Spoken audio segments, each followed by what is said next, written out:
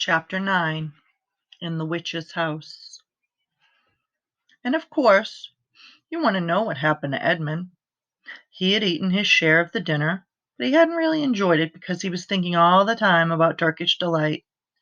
And there's nothing that spoils the taste of good ordinary food half so much as the memory of bad magic food. And he had heard the conversation, and he hadn't enjoyed it much either because he kept thinking that the others were taking no notice of him and trying to give him the cold shoulder. They weren't, but he imagined it. And then he had listened until Mr. Beaver told them about Aslan, and until he had heard the whole arrangement for meeting Aslan at the stone table. It was then that he began very quietly to edge himself under the curtain which hung over the door. For the mention of Aslan gave him a mysterious and horrible feeling, just as it gave the others a mysterious and lovely feeling. Just as Mr. Beaver had been repeating the rhyme about Adam's flesh and Adam's bone, Edmund had been very quietly turning the door handle, and just before Mr. Beaver had begun telling them that the White Witch wasn't really human at all, but half a djinn and half a giantess, Edmund had got outside in the snow and cautiously closed the door behind him. You mustn't think that even now Edmund was quite so bad that he actually wanted his brother and sisters to be turned into stone. He did want Turkish delight and to be a prince and later a king, and to pay Peter out for calling him a beast. As for what the witch would do with the others, he didn't want her to be particularly nice to them. Certainly not to put them at the same level as himself, but he managed to believe, or to pretend he believed, that she wouldn't do anything very bad to them. Because, he said to himself, all these people who say nasty things about her are her enemies, and probably half of it isn't true. She was jolly nice to me anyway, much nicer than they are. I expect she is the rightful queen, really. Anyway, she'll be better than that awful Aslan. At least that was the excuse he made in his own mind for what he was doing. It wasn't a very good excuse, however, for deep down inside him he really knew that the White Witch was bad and cruel. The first thing he realized when he got outside and found the snow falling all around him was that he had left his coat behind in the beaver's house. And of course there was no chance of going back to get it now. The next thing he realized was that the daylight was almost gone, for it had been nearly 3 o'clock when they sat down to dinner, and the winter days were short. He hadn't reckoned on this, but he had to make the best of it, so he turned up his collar and shuffled across the top of the dam. Luckily, it wasn't so slippery since the snow had fallen to the far side of the river. It was pretty bad when he reached the far side. It was growing darker every minute, and what with that and the snowflakes swirling all around him, he could hardly see 3 feet ahead. And then, too, there was no road. He kept slipping into deep drifts of snow and skidding on frozen puddles and tripping over fallen tree trunks and sliding down steep banks and barking his shin against rocks till he was wet and cold and bruised all over. The silence and the loneliness were dreadful. In fact, I really think he might have given up the whole plan and gone back and owned up and made friends with the others, if he hadn't happened to say to himself, when I'm king of Narnia, the first thing I shall do will be to make some decent roads. And of course that set him off thinking about being a king, and all the other things he would do, and this cheered him up a good deal. He had just settled in his mind what sort of place he would have, and how many cars, and all about his private cinema, and where the principal railways would run, and what laws he would make against beavers and dams, and was putting the finishing touches to some schemes for keeping Peter in his palace, when the weather changed. First the snow stopped, then a wind sprang up, and it became freezing cold. Finally, the clouds rolled away and the moon came out. It was a full moon, and shining on all that snow, it made everything almost as bright as day. Only the shadows were rather confusing. He would never have found his way if the moon hadn't come out by the time he got to the other river.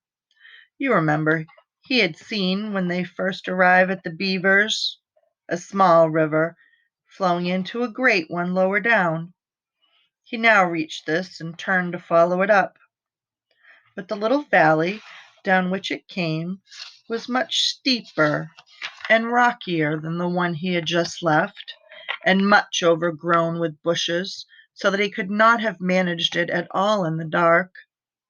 Even as it was, he got wet, though, for he had to stoop under branches, and great loads of snow came sliding off onto his back.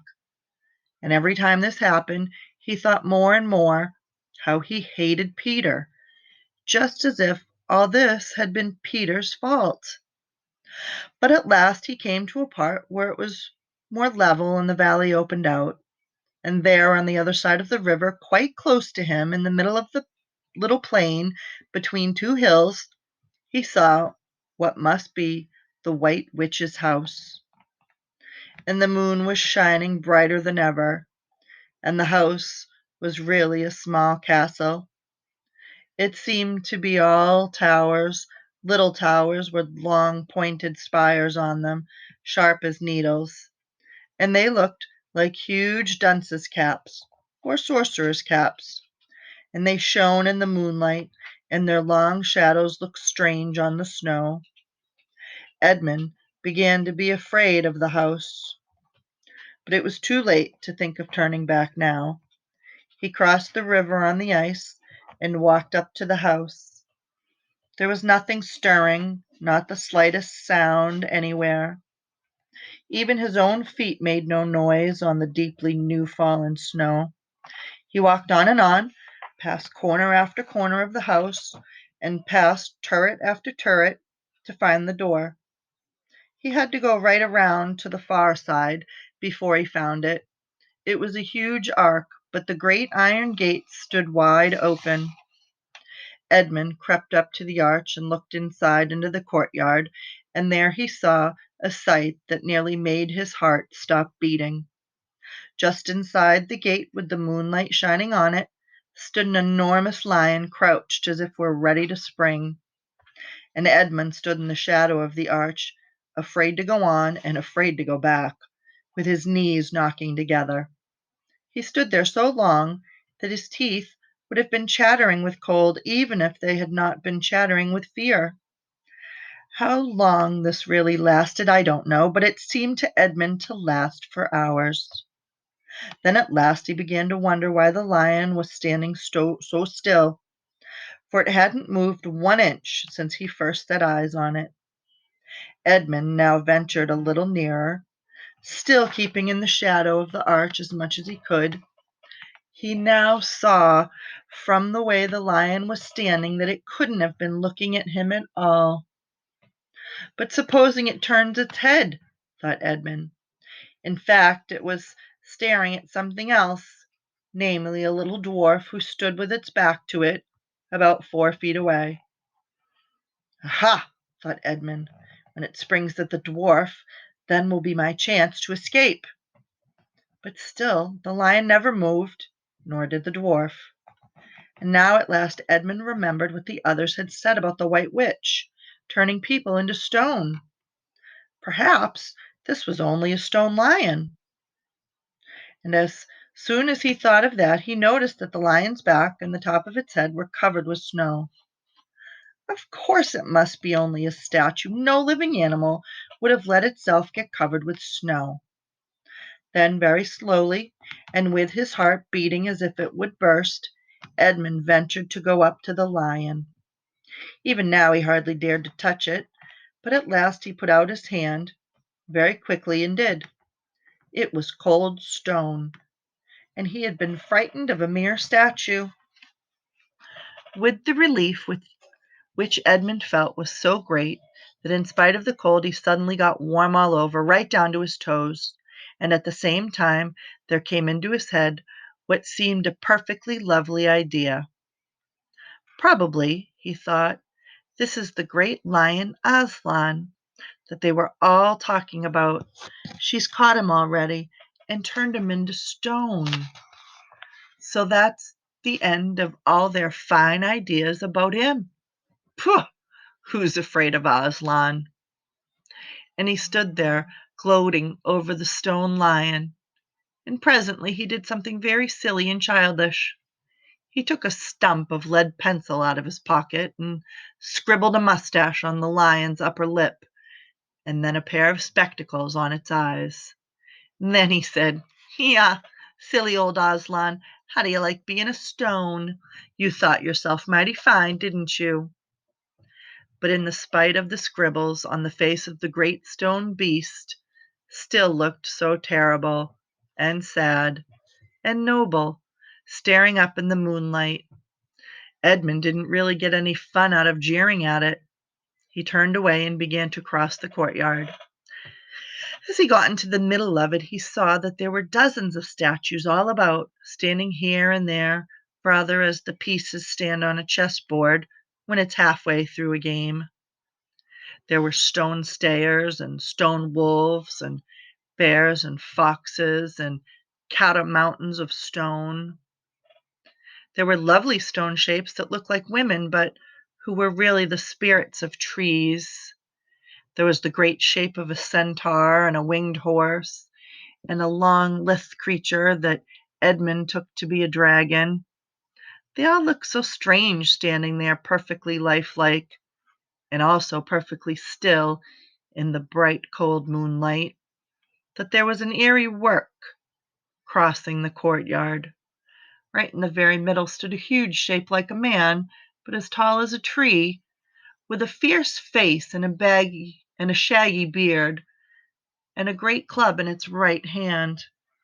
Even though he knew that it was only a stone giant and not a live one, Edmund did not like going past it. He now saw that there was a dim light showing from a doorway on the far side of the courtyard. He went to it. There was a flight of stone steps going up to an open door. Edmund went up them. Across the threshold lay a great wolf. "It's all right. It's all right," he kept saying to himself. "It's only a stone wolf. He can't hurt me." And he raised his leg to step over it. Instantly the huge creature rose, with all the hair bristling along its back, opened a great red mouth, and said in a growling voice, "Who's there? Who's there? Stand still, stranger, and tell me who you are." "If you please, sir," said Edmund, trebling that he could hardly speak, "my name is Edmund, and I'm the son of Adam that Her Majesty met in the wood the other day, and I've come to bring her the news that my brother and sisters are now in Narnia, quite close, in the beaver's house. She wanted to see them." "I will tell Her Majesty," said the wolf. "Meanwhile, stand still on the threshold as you value your life." Then it vanished into the house.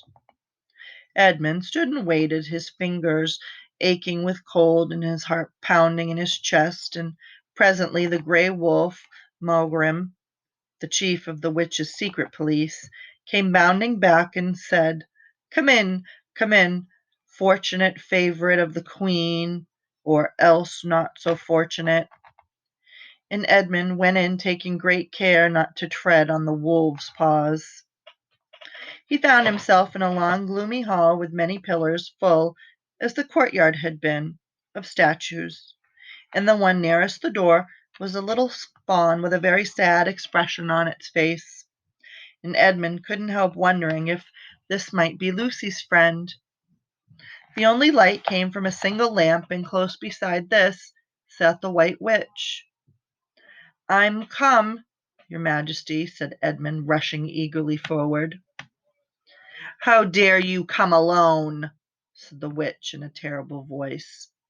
"Did I not tell you to bring the others with you?" "Please, your Majesty," said Edmund, "I've done the best I can. I've brought them quite close.